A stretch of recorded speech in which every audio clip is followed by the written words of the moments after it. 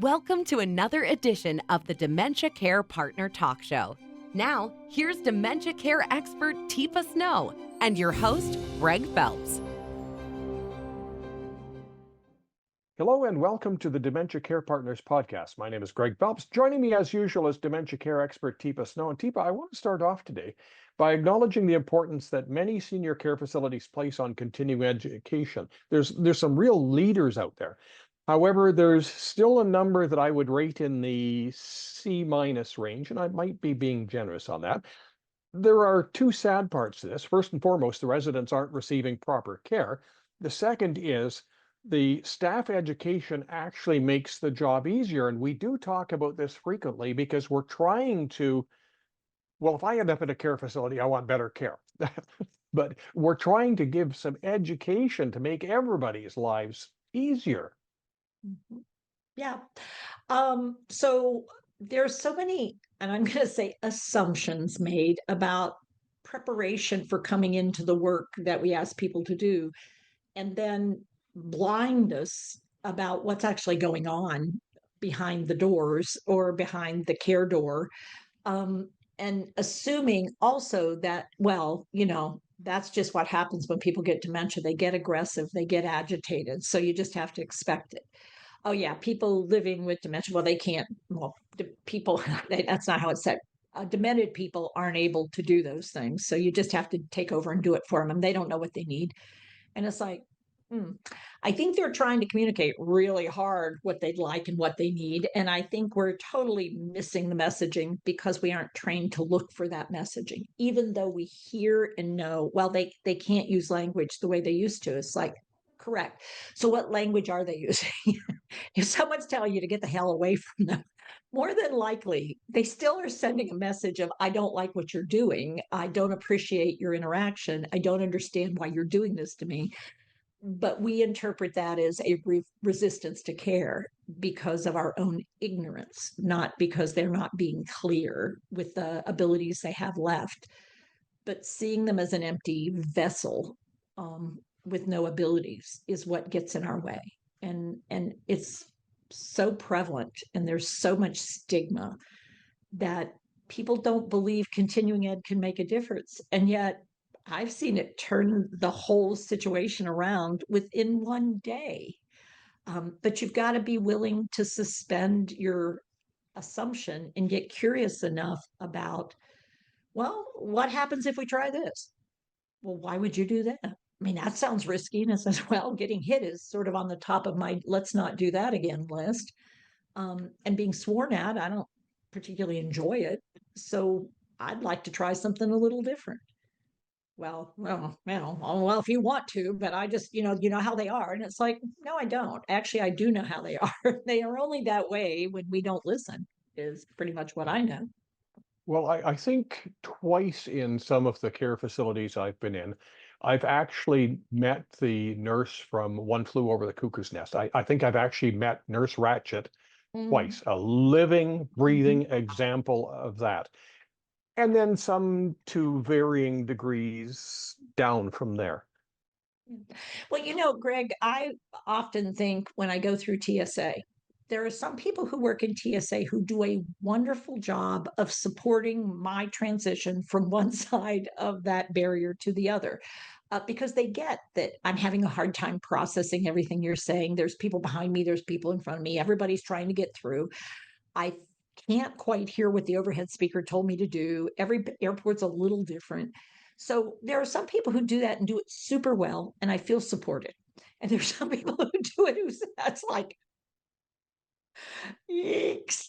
And they make you feel stupid and incompetent, and they make you feel like you're trying to do something wrong, and you're an idiot for not knowing this, and their voice and their behavior diminishes you. You just can't wait to get out of there. And I think it's the same in dementia care. I mean, we have some people who it's where they were meant to be, and it's a perfect match for who they are. And there are other people that found their way in this space because they want to be in control. They want to be the boss of everything. They don't want people having any, they want to take them down the line and keep them in line and keep it going no matter what. And let me fill in my paperwork. So I never want to live in a place where paperwork becomes more important than person. I think one of the first observations that I made of you, and that was maybe in Victoria, BC, was a Mhm. lot of smiling. Yeah. And, Yeah. and because you're a jolly person anyhow, but then in any of the interactions, Mhm. smiling, Yeah. laughing. Yeah. Because if I want somebody to notice me and want to be with me, Greg, wow, I am so Greg Phelps. Yeah. Look So at me. for people who aren't seeing the video, Teepa's got a smile that's as big as our screen. And if you're driving down the road, don't try and picture this. Just, No. follow along with us. But you Safety heard my warnings. voice be different too. Yeah. I picked up a rhythm and a pattern that spoke to excitement, energy. I'm so excited to be with you. Greg Phelps, I gave you your whole name. And you could say, how do you know me? And I could in my head go, oh, he doesn't remember. But then I go, I'm Teepa Snow. I think we've met a few times, but you may or may not remember me. I remember you though. And then it doesn't matter because I chose you. I chose you. I decided to approach you and engage with you as a human being. And I could say, hey, Greg, I have a big favor to ask of you. That one sucks men in every time. Does it I work as well know on women? I'm just curious. it does. It's amazing because all of a sudden, in this space where maybe I've not been raised up as a person of interest, as a person of ability, of a I person who had feel something going needed. on, you do. And I say, I could really use your help here. Come look at this for me. This picture, very complicated. That's an octopus, I think. It does look like an octopus. It has lots of curly cues. It's actually very similar, I think, to this thing. This metal thing with the big tail and the sort of plumage at the front and all this color, but it's different. What do you think? I really want your opinion. What do you think? So you try and you're fishing the whole time. You're throwing the bait out there and seeing the fish is going to nibble at. Because if I want to change your brief, I'm laughing because I do. I know you're soiled. I got that. My nose picked up on it right away. Actually, the staff told me you can't get Greg to do anything. You just have to wait. And then three of us go in, hold him, and that's how we get him changed. And it's a miserable thing. We wait till he's absolutely drenched because we only want to do it a couple times a day.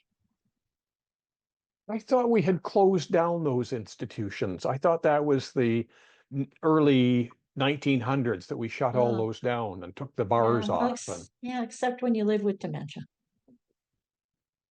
And we have a belief in a culture where we think people living with dementia don't have abilities. So you just have to take over. They don't know, they can't do it.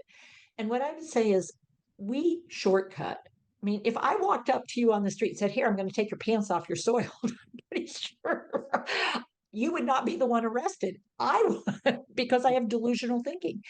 But when we forget that the other person is a person first and they're living with dementia on the other side of the equation, we start making assumptions about rights to give care. And that's not care. That's either abuse, or if you don't do anything, wait till it's saturated. That's neglect. And it's just been allowed to go on for so long because our belief system about dementia has been propagated from generation to generation, from mental health to public health.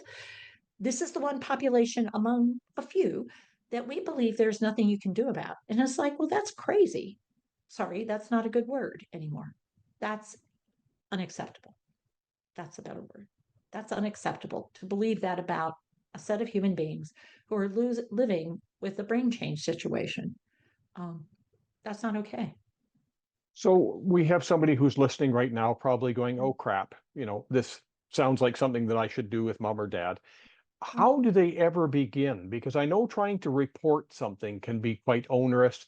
You risk being discharged. It's not an easy road for the average person. It isn't. And so the very first step is coming and getting some support for where you are. So we'll often start with a half-hour conversation about tell us a little bit about what's going on for you, for your mom. Okay, here's a resource for you first, because we got to support you first, because you are in a really challenging situation here. And then we want to look at the situation you're in, the group you're being served by. Are you being served? And what do they know, what don't? What is their current status? Because we got to get curious about them, just like I would get curious about that human being. Not because I believe you're right, but because I believe you believe you're right, or you wouldn't be doing what you're doing. So I've got to figure out where you are so I can figure out how to support you out of where you are to potentially a new and different place. And we're better off doing it with a partner than we are trying to do it alone, is what my experience is. We've got to figure out how to move that needle differently.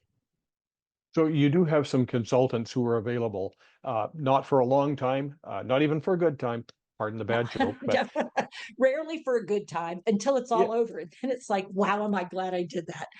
But usually starting off, it's a hard road at first because we're having to acknowledge what I'd hoped for, what I'd dreamed for, what I wanted isn't what is. And it's like, yeah, that's a hard transition. But let's get past it and let's get to where we do want to be, which is better care. Teepa, thank you very much. Thank you, Greg. You've been listening to the Dementia Care Partners podcast, brought to you by Positive Approach to Care. For more information on today's topic or any others, go to teepasnow.com.